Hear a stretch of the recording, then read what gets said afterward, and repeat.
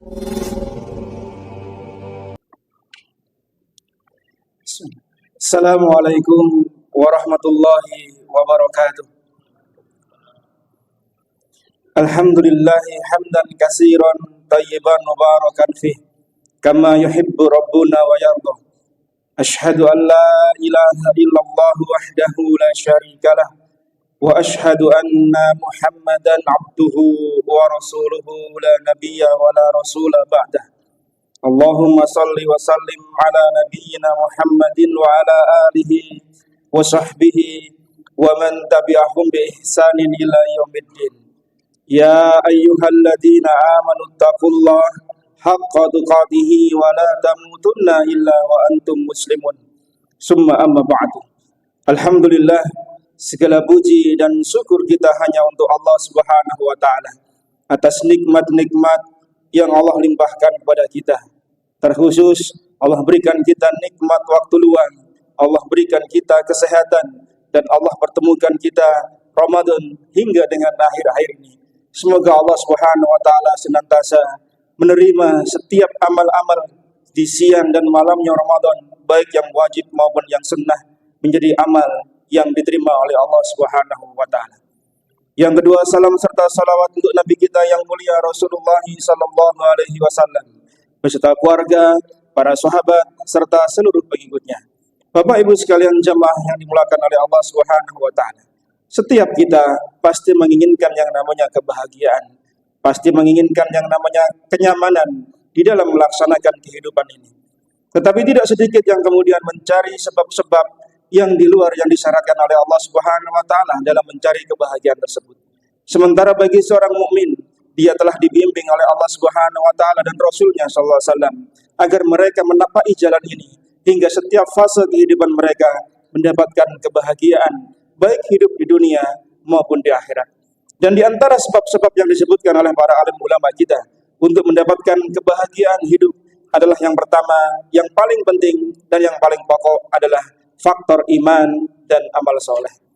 Faktor iman dan amal soleh adalah faktor yang terbesar, yang mendasar, yang menyebabkan seorang hamba senantiasa mendapatkan kebahagiaan. Kata Allah Subhanahu wa taala, "Man 'amila shalihan min dzakarin aw unsa wa huwa mu'min falanuhyiyannahu hayatan thayyibah."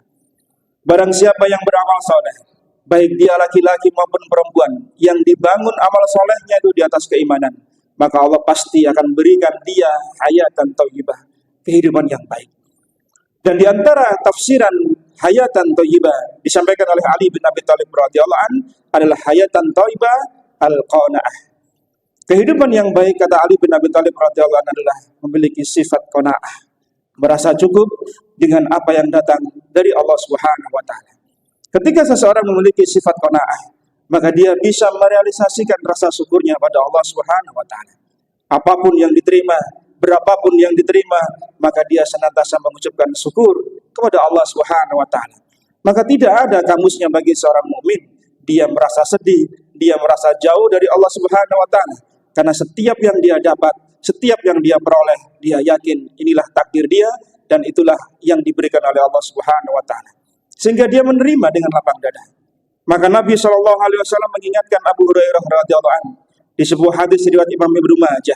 Beliau mengingatkan Abu Hurairah dan mengingatkan kita pula. Apa kata beliau sallallahu alaihi wasallam? Ya Abu Hurairah, wa kun qani'an takun ashkaron nas. Ya Abu Hurairah, jadilah engkau hamba yang qanaah, merasa cukup dengan pemberian dari Allah Subhanahu wa taala. Engkau pasti menjadi hamba yang pandai bersyukur. Ketika memiliki sifat qanaah, jemaah sekalian, sebagai realisasi pula dari takwa pada Allah Subhanahu wa taala, maka hatinya senantiasa lapang. Dan kelapangan ini akan memunculkan kebahagiaan. Dan Nabi sallallahu alaihi wasallam memuji sifatnya orang mukmin. Ajabali amril mukmin. Perkaranya orang mukmin itu sangat menakjubkan, sangat luar biasa, dan tidak akan didapat kecuali hanya untuk orang mukmin. Jika dia mendapatkan kelapangan, dia mendapatkan keluasan rezeki, kenyamanan dalam hidupnya, syakara fakana khairul lahu. Dia bersyukur pada Allah Subhanahu wa taala, dan syukurnya itu kembali pada dirinya, mendapatkan pahala di sisi Allah Subhanahu wa taala. Dan ketika dia mendapatkan kesempitan hidup, diuji dengan kesehatan, diuji dengan finansialnya, maka dia sabar, fakana khairul lahu. Sabarnya itu baik untuk dirinya. Sehingga dalam fase kehidupan seorang mukmin, entah dia di atas, entah dia di bawah, entah dia mendapatkan kelapangan hidup, entah dia mendapat kesempitan hidup, dia senantiasa mendapatkan kebaikan di sisi Allah Subhanahu wa taala. Maka tidak ada kamusnya seorang muslim itu depresi, stres, tidak ada. Karena setiap fase kehidupan yang dia lalui, dia senantiasa bisa menempatkan hatinya. Ketika mendapatkan kenikmatan dia bersyukur, ketika mendapatkan kesempitan dia sabar. Maka seorang mukmin senantiasa dalam kehidupan yang berbahagia. Syekh Utsaimin rahimahullah ketika memberikan tips kepada kita bagaimana menghadapi musibah, hingga kemudian musibah itu mendatangkan kebahagiaan pada kita. Yang pertama, kata beliau rahimahullah, ketika engkau mendapatkan musibah dan berbagai macam aral melintang, maka yang pertama adalah hadapi musibah tersebut. Hadapi setiap aral melintang dalam kehidupanmu. Carilah jalan keluarnya. Jika tidak mampu mencari jalan keluar, tidak mampu menghadapinya, maka melangkahlah pada jalan berikutnya. Step berikutnya apa? Yaitu buatlah musibah tersebut, buatlah aral melintang tersebut menjadi lebih ringan dibanding dengan musibah yang lain. Maka jika kita mendapatkan musibah kemudian kita merasakan ini mungkin lebih ringan dibanding dengan orang lain, maka musibah yang sejatinya berat akan terasa ringan pada diri kita. Tapi pun jika tidak mampu meringankan beban, maka kata beliau rahimahullah, melangkahlah pada tahap yang ketiga, yaitu apa? Bersabarlah sambil mengharap pahala di sisi Allah Subhanahu wa taala. Maka benar kata Nabi sallallahu alaihi wasallam, ajabali amril mukmin. Setiap mukmin itu perkaranya sangat luar biasa. Maka inilah poin pertama, yaitu seorang hamba ingin mendapatkan kebahagiaan hidup di dunia, lebih-lebih di akhirat, dibangun di atas iman dan amal solehnya. Yang kedua, sebab untuk mendapatkan kebahagiaan, kata para ulama adalah membantu orang lain. Dengan banyak meringankan beban orang lain, mengangkat penderitaan, kesulitan, dan berbagai macam yang ada pada diri orang lain, baik dari sisi hartanya, baik dari sisi kesulitan ekonomi, atau yang lainnya, maka ini menjadi sebab seseorang mendapatkan kebahagiaan. Kita ambil ibrah dari kisahnya Nabi kita alaihi salatu wassalam. Di awal-awal Sahih Bukhari, ketika Sahih Bukhari, Imam Bukhari membawakan hadis tentang Nabi sallallahu alaihi wasallam yang mendapatkan wahyu pertama kali di Gua Hira. Maka beliau pulang ke rumah Khadijah binti Khuwailid dengan mengatakan, selimuti aku, selimuti aku.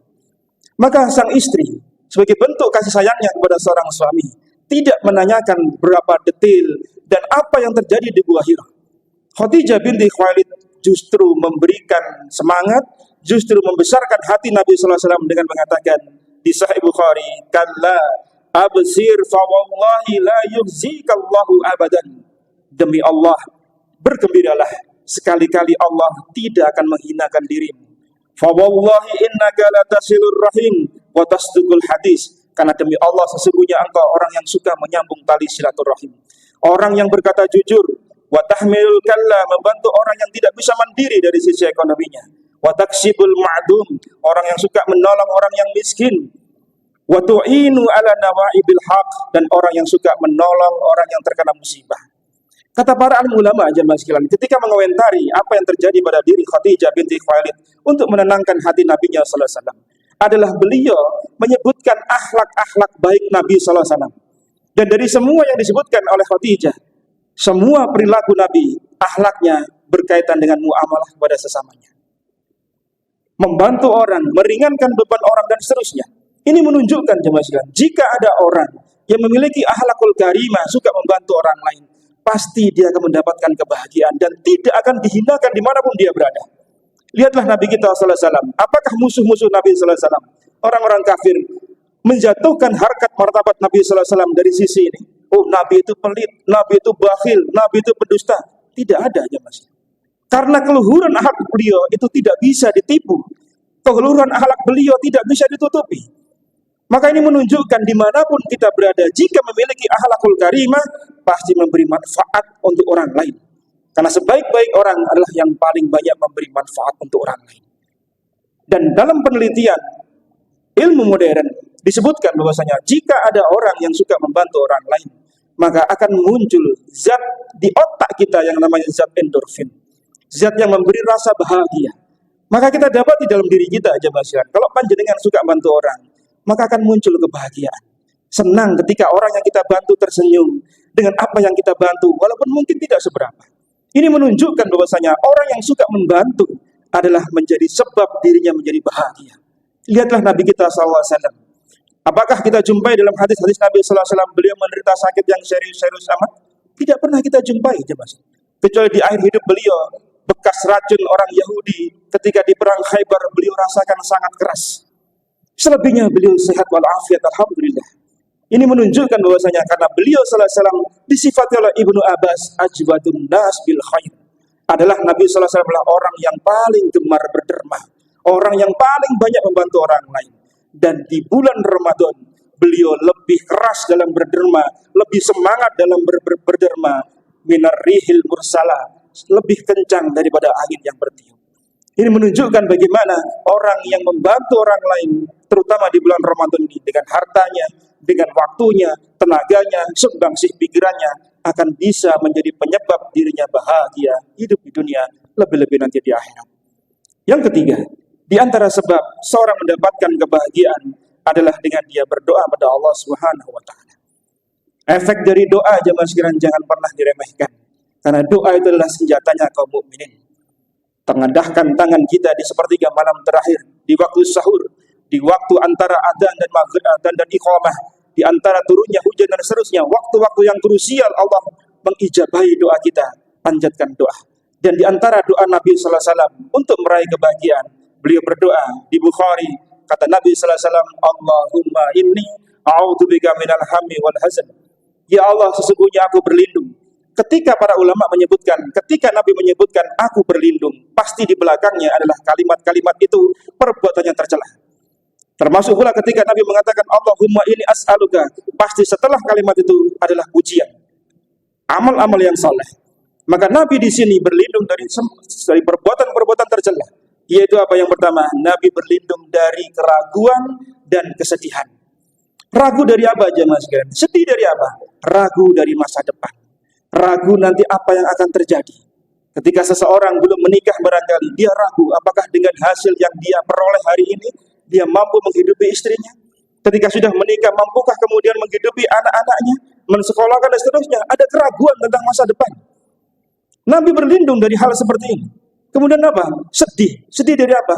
Hal yang telah lalu. Hari yang telah lalu, yang sudah kita lewati, kemudian terlewatkan dari kebaikan-kebaikan, tidak bisa kita ulang kembali, jemaah sekalian. Kata Imam Hasan Al-Basri rahimahullah, kita ini kumpulan waktu. Waktu yang akan datang, waktu sekarang, dan waktu yang lalu. Waktu yang akan datang belum bisa kita kerjakan. Waktu yang lalu telah lewat, yang adalah waktu sekarang. Maka beramallah untuk waktu sekarang. Apa yang sudah lewat, tidak usah kita sedih. Tidak usah kita sesali. Kenapa dahulu begini, kenapa dahulu begitu. Yang ada sekarang apa? Hari ini kita tatap untuk masa depan. Maka Nabi berlindung dari kesedihan dan keraguan. Dan Nabi juga berlindung dari wal ajzal wal kasal, dari sifat lemah dan malas yang menyebabkan seorang hamba tidak bisa memperoleh kebaikan-kebaikan. Dan di akhir hadis Nabi sallallahu alaihi wasallam berdoa wa tala'id daini wa ghalabatir rijal, dari lilitan hutang dan penindasan. Ketika seorang terlilit dengan hutang, maka dia tidak akan nyaman hidupnya, tidak akan tenang untuk meraih kebahagiaan hidup jamaah sekalian. Maka Nabi sallallahu alaihi wasallam banyak berlindung dari dililit hutang. Bukan perkara mudah jemaah sekalian, tetapi itulah kehidupan yang terkadang kita tidak bisa lepas dari namanya hutang. Maka Nabi sallallahu alaihi wasallam berlindung dari dililit hutang karena tidak akan nyaman hidupnya. Dan yang keempat, yang terakhir, agar kita bisa memperoleh kebahagiaan hidup adalah beramallah, beraktivitaslah untuk hal-hal yang bermanfaat. Nabi mengingatkan kita di Sahih Muslim, ihris ala ma yanfa'uk wasta'in billah wala ta'jiz. Bersemangatlah kalian dalam mencari hal-hal yang bermanfaat untuk kehidupan dunia akhirat kalian. Ketika mencari hal yang manfaat tadi, jangan lemah. Berlindunglah pada Allah Subhanahu wa taala. Wasta'in billah, mohon pada Allah perlindungan, mohon pada Allah agar diberi pertolongan oleh Allah Subhanahu wa taala. Terkadang seseorang karena tidak memiliki visi misi hidup, tidak memiliki prioritas dalam hidup, kemudian dia lalai dalam mencari kebahagiaan ini.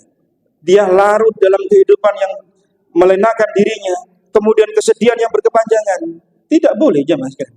Apalagi ini bulan Ramadan, bulan di mana doa-doa seorang hamba diangkat pada Allah Tabaraka wa Ta'ala. Syahrud doa, bulan-bulan berdoa. Yang Allah selipkan ayat tentang doa di sela-sela tentang hukum berpuasa. Untuk apa? Untuk kita banyak berdoa pada Allah Subhanahu wa Ta'ala. Semoga Allah Subhanahu wa Ta'ala jadikan Ramadan ini momentum untuk kita kembali pada Allah Subhanahu wa Ta'ala, meniti kembali kehidupan kita agar kita meraih kebahagiaan hidup dunia, lebih-lebih nanti kehidupan di akhirat. Aqulu qouli hadza subhanakallahumma bihamdika Asyhadu an la ilaha illa anta astaghfiruka wa atubu ilaik. Wa sallallahu ala nabiyyina Muhammadin walhamdulillahi rabbil alamin. Assalamualaikum warahmatullahi wabarakatuh.